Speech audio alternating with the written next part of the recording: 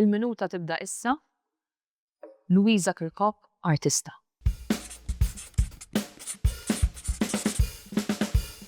Louisa, x'isperak toħloq l-esibizzjoni Grotto Girl?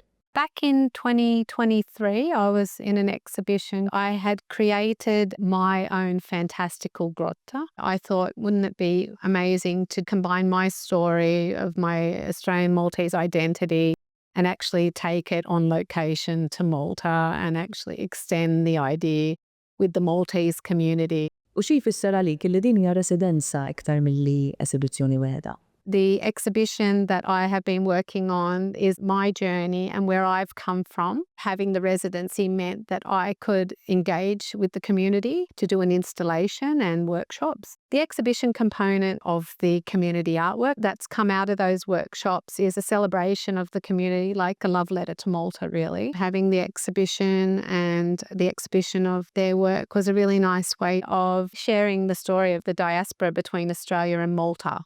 Fejn u minn meta nistgħu nsegwu din l-esibizzjoni? So my exhibition is actually open to the public now till the 25th of June.